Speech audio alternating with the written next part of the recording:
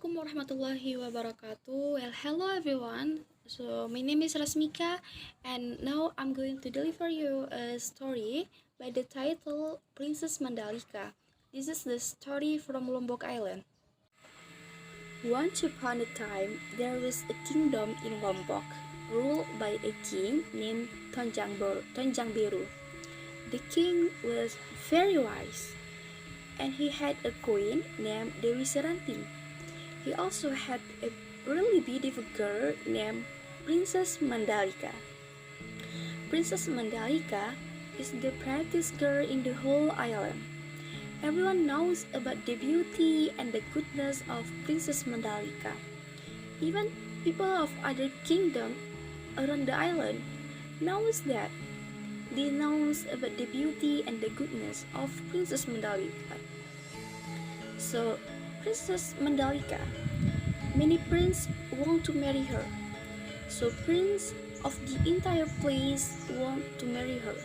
So one by one they came to propose her.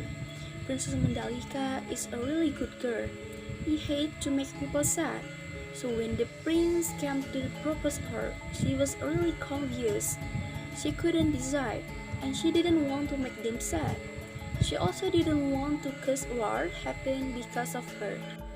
And to solve this problem, the King Tenjang Beru then held a competition on the beach.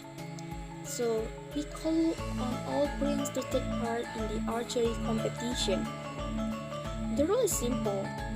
Anyone shoot a target with perfect to be accepted as the future husband of Princess Mandalika. One by one, all the participants tried their best. After some time, there's no winner. All participants were great in shooting.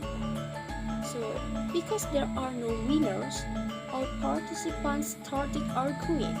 They claimed to be the best, and the argument was getting hot. And finally, they all fighting. Soon, the fighting becomes louder.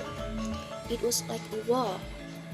Because all the princes brought their troop in the archery competition, Princess Mandalika was really worried.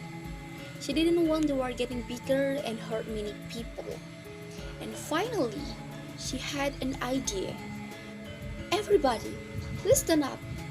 Now you all love me and want me to be your wife. But I don't want you to fight for me. And I don't want you to be sad either. I want you all have me, but not as your wife. I want to be someone that people can have, said the Princess Mandalika. King Tonjamberu and all the other people on the beach didn't understand what Princess Mandalika meant. He then came to her, but suddenly Princess Mandalika jumped into the sea. She disappeared in a big wave. Everyone was surprised. It was on the beach. All the princes tried to swim to find the princess, but they didn't find anything. And after several hours of trying to find the Princess Mandalika, suddenly they find a lot of colorful sea worm on the beach. King Tonjang Beru later realized that her daughter has returned as marine worm. The worms then called as nyali. Until now, people in Lombok are always trying to catch nyali. Nyali is very tasty, and that is why many people come to Lombok to catch it. And however, they can only be found on once a year, in February or in March. So the tradition of catching marine worm called bau nyali. Well, that's all the story of Princess Mandalika, and the moral value that we can take from the story is page more than anything.